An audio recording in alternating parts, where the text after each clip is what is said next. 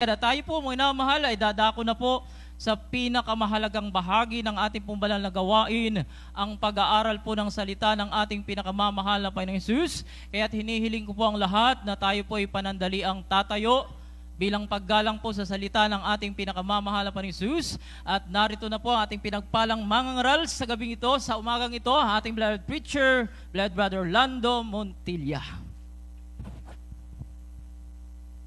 Amen. Praise God. Purihin po ating pinarapan ni Jesus. God bless po. Brother Preacher, Brother Christopher. Praise God. Tayo muna po minamahal, sama-samang dumalangin. Kung tayo po ay patuloy na pagpalain ating pinarapan ni Jesus. Amen. Praise God. O po dakilang mapagpala namin ang banal, Diyos na makapangyarihan sa lahat, sa mga pangyarihan pala ni Jesus, muli malapay noon. Kami taos puso nagpupurit, nagpapasalamat sa iyong patuloy pagpatnubay, paggabay, sa manong yugto namin pananambahan sa magang ito. Maraming salamat po, malabay sa banal sa Espiritu, na patuloy na maaliw sa bawat isa sa amin, malapay sa mga buhay na patuto namin napakinggan. Amin namin mga kapatiran, naging karagdagan ng pananampalataya sa iyo. Maraming salamat po, malapay sa bagay ito, malapay noon namin pag-aaral ng balas salita. Minsan ang pasama-sama kami nagpapakumbaba, naninikluod, na kami humingi ng kapatawaran sa lahat namin nagawang pagkakasala at pagkukulang. Patawarin niyo po kami, malapay noon, hindi kita balingkod, malapay noon. Samahan niyo po ako dahil sa gana akin, wala pa akong magagawa, wala akong sapat na kaalaman. Kaya po maglagay ng salita sa aking mga labi, malapay noon. Gamitin niyo ako maging daluyan, espiritual na pagpapala. Buksan niyo po ang pangpuso't pangunawan ng ba't makapakinig na yung balas salita sa umagang ito, at sama-sama namin sinasabay lahat na mahadlang pag-alilangan, pag-aantok, lumayas kayo sa mga pangyarihang pangalan ni Jesus. Hallelujah, hallelujah, hallelujah. Purihin po ating pinarapan ni Jesus. Amen. Praise God.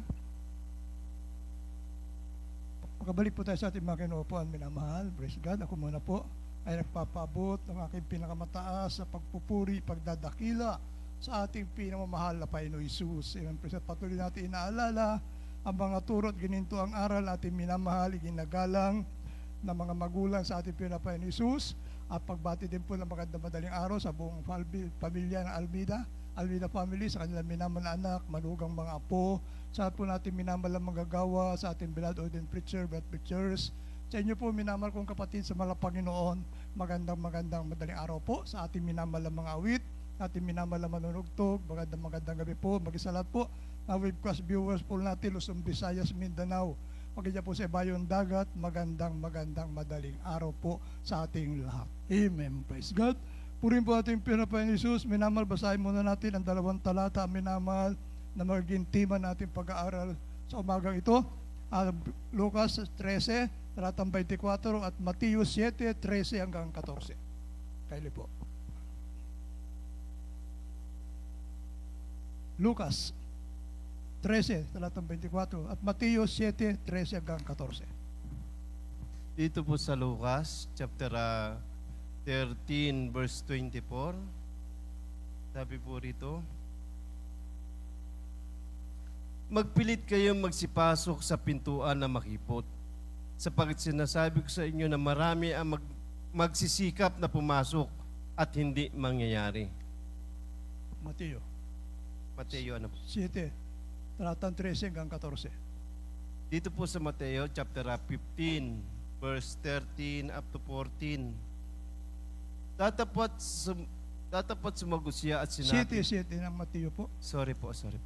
Talatang 13 hanggang 14. Dito po sa 7, 13 hanggang 14 po. Kayo magsipasok sa makipot na pintuan, sapagkat malawang ang pintuan at malapad ang daan patungo sa pagkapahamak. At marami ang do'y nagsisipasok, sapagkat makipot ang pintuan at makitid ang daan patungo sa buhay, at kakaunti ang nakakasumpong noon. Amen. Amen. Praise God. God bless po pagkabasa po ng mga salita natin pinarapan ni Jesus. Ating minamahal, tima ng pag-aaralan, pamagatan po natin, magsikap na pumasok sa kaharian ng langit. Amen. Praise God. Magsikap na pumasok sa kaharian ng langit. Nabasa po natin, minamahal. Excuse me po. Hindi madali, minamahal, ang pagpasok sa kaharian ng langit. Mahirap. Sabi dito, magpilit kayo. Magpumilit kayo na pumasok sa pintuang makipot. Amen. Kahit nasasaktan ka na, minamahal, magpumilit ka pa rin pumasok. Kahit nasusugatan ka na, minamahal, pumilit ka pa rin pumasok, huwag kang sumuko. Ganun ang pagpasok, minamahal, sa kaharian ng langit. Hindi madali ang pagpasok sa kaharian ng langit. Mayroon kang sasakripisyong isasagawa. Mayroon kang pagtitiis na gagawin, minamahal. Katulad ng ating nabasa, minamahal, magpilit kayong pumasok sa pinto ang makipot. Alam naman po natin, minamahal, parang balimba, parang minamahal ko niyan, bakod na may alambre, may mga tinik alambre, minamahal. Gusto mo makapasok doon sa looban dahil mayroong magagandang pagkain doon, mayroong mga malalaking prutas doon, minamahal, gusto mo makakuha ng prutas, minamahal. Bagamat yung nababakuran ito ng tinik, minamahal, nagpupumilit kang pumasok, gumagawa ka ng paraan, makapasok ka doon sa bakuran na yun, makuha mo yung prutas na gustong-gusto mo. Kahit nasusugatan ka na, minamahal, gumagawa ka pa rin ng paraan. Kahit nasasaktan ka na, minamahal, hindi ka sumusuko, gumagawa ka pa rin ng paraan para makapasok ka doon, minamahal, sa bakurang yun. Ganon din ang pagpasok sa langit, minamahal. Amen. Kahit nasasaktan ka na, huwag kang susuko. Kahit nasusugatan ka, minamahal, huwag kang sumuko. Patuloy kang gumawa ng paraan, patuloy kang gumanap, minamahal, upang makapasok ka sa kaharian ng langit. Sabi nga po, minamahal, kakaunti, minamahal, ang makakapasok doon. Kakaunti na nga lang, huwag ka nang sumama manando sa maraming hindi makakapasok. Amen.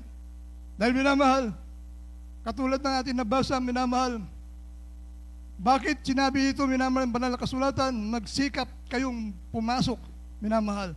Andoon, minamahal, ang pagsisikap. Anong gagawin natin? Unang Korinto 15, talatang 58. Dito po sa aklat ng unang Korento, kabanatang 15, ang talata po ay 58.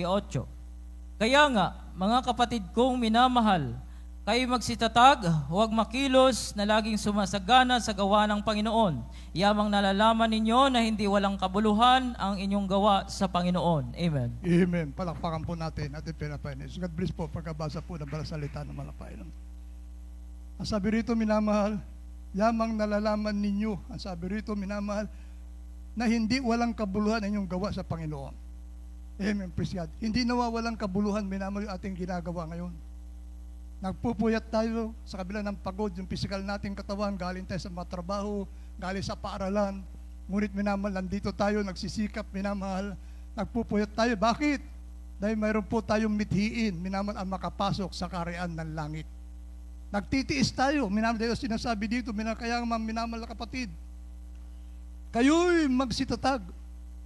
Kaya minamahal, kahit na minamahal, nasasaktan ka na, minamahal, sa pamagitan ng salita ng Diyos, minamahal, dito ang magdadala sa atin ang salita ng Diyos, minamahal, ang magtuturo sa atin ng tamang daan patungo sa kaharian ng langit.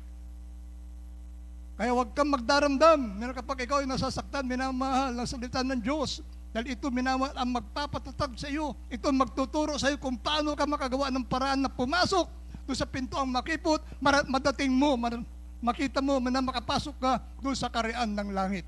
Amen. May pagtitiis kang gagawin, minamahal. Praise God. Sabi nga po nito, minamahal, hindi walang kabuluhan. Tandaan po natin, minamahal, hindi walang kabuluhan yung ating ginagawang ito.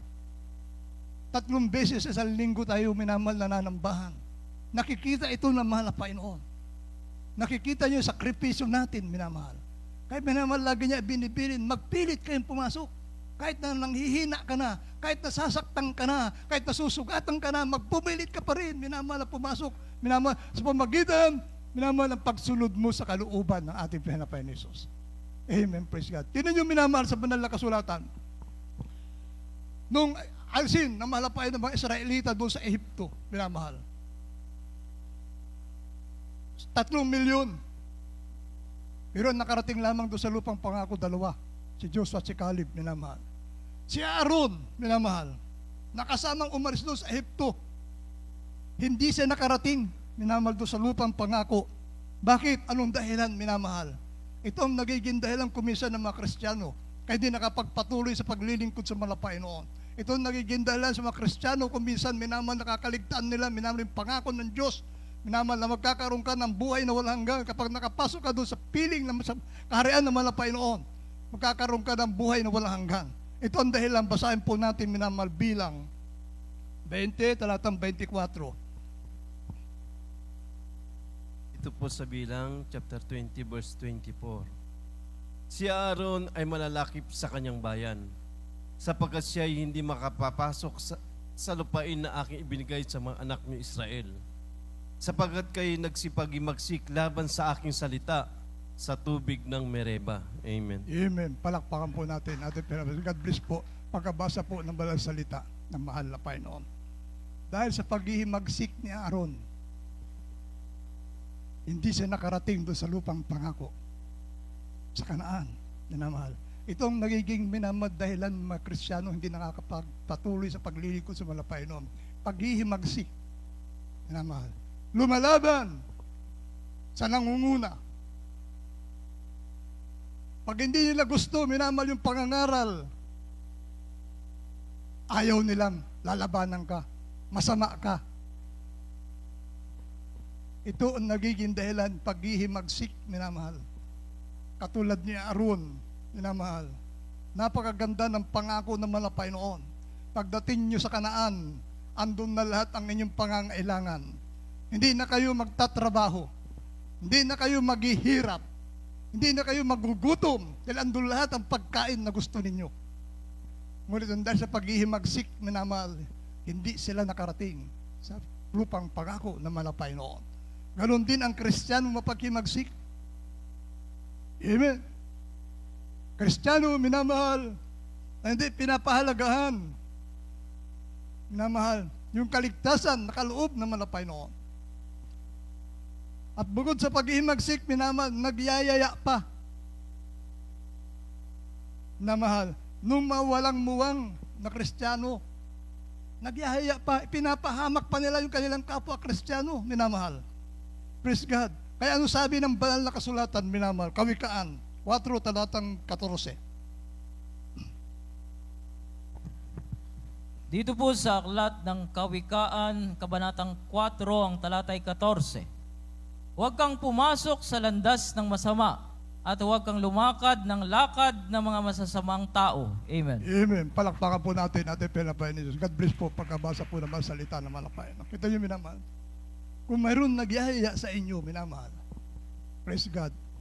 Dahil sa kanyang paghihimagsik, hikayatin kayo, minamahal, ang sabi ng Biblia, huwag kang sumama. Amen. Dahil kapahamakan, minamahal, ang naghihintay sa mga tao mapaghimagsik, minamahal. Kapahamakan katulad ni Aaron, di siya nakapasok sa lupang Kanaan, minamahal. Dahil minamahal, ganun din, minamahal, kapag ikaw ay naghimagsik, minamahal, praise God, sa mga nangunguna, naghimagsik ka sa patakaran ng gawain ng mga Panginoon. Minamahal, hindi ka makakapasok doon sa lupang pinangako ng mga Panginoon. Ang sabi rito, huwag kang sumama, huwag kang pumasok sa landas na masama, at huwag kang lumakad ng lakad ng masasamang tao. Palakpakan po natin ating pinamahal ni Jesus. Amen. Praise God. Ito yung minamahal sa banal na kasulatan, may babala, mahal na Panginoon. Yung mga naghahangad, minamahal, na nakikita nila dito sa sanlibutan, ito po yung hindi makakapasok sa kaharian ng langit. Dahil gusto nila minamahal maginhawang pamumuhay. Ayaw nila magkaroon, ayaw nila makadanas ng pagtitiis. Ayaw nila masugatan sila. Ayaw nila nasasaktan sila, minamahal. Praise God. Kaya ito, minamahal, sabi rito, minamahal, napakahirap pumasok sa kaharian ng langit, minamahal. Yung mapaghangad. Palakpakan po natin ating pinapain ni Jesus. Mateo 19, 16 hanggang 24. Himay-himayin natin ito, minamahal. Dito po sa Mateo chapter 19, verse 16 up to 24. At narito, lumapit sa kanya ang isa at nagsabi, Guro, anong mabuting bagay na gagawin ko upang ako'y magkaroon ng buhay na walang hanggang? At sinabi niya sa kanya, bakit mo itinatanong sa akin ang tungkol sa mabuti? May isa na siyang mabuti. Datapat kung ibig pumasok sa buhay, ingatan mo ang mga utos. Sinabi sa kanya, alin-alin? At sinabi ni Jesus, huwag kang papatay, huwag kang mangangalunya, huwag kang magnanakaw, huwag kang sasaksi sa di katotohanan. Igalang mo ang iyong ama at ang iyong ina, at ibigin mo ang iyong kapwa na gaya ng iyong sarili. Sinabi sa kanya ng binata, ang lahat ng mga bagay nito ay ginanap ko Ano pa ang kulang sa akin? Sinabi sa kanya ni Jesus, kung ibig mong maging sakdal, humayo ka, ipagbili mo ang tinatangkilik mo at ibigay mo sa mga dukha at magkakaroon ka ng kayamanan sa langit at pumarito ka, sumunod ka sa akin. Datapat na marinig ng binata ang ganitong pananalita ay umaon siyang namamanglaw sapagkat siya isang maraming pag-ari. At sinabi ni Jesus sa kanyang mga alagad, katotohanan sinasabi ko sa inyo, mahirap makapasok ang isang taong mayaman sa kaharian ng langit. At muling sinabi ko sa inyo, magaang pa sa isang kamelyo ang dumaan sa butas ng isang karayom, kaysa isang taong mayaman ang pumasok sa kaharian ng Diyos. Amen. Palakpakan po natin. Ating pinapraise. God bless po. Pagkabasa po ng balang salita ng malapay noon. Ito po, minamahal. Yung mga mapaghangad, minamahal ng kayamanan ng sanlibutan ito. Amen. Praise God. Ang sabi natin nabasa, minamahal, 16. Ito, minamahal, nagtanong yung binata, minamahal na may mayaman. Mayaman itong binatang ito, minamahal. Nasa kanya na lahat nakaginhawahan. Isa na lamang ang kulang niya, minamahal. Yung magkaroon siya, minamahal, ng buhay na walang hanggan sa piling ng malapay noon. Yung hinahangad niya, minamahal. Kaya nagtanong siya sa malapay, paano niya kakamtin ito?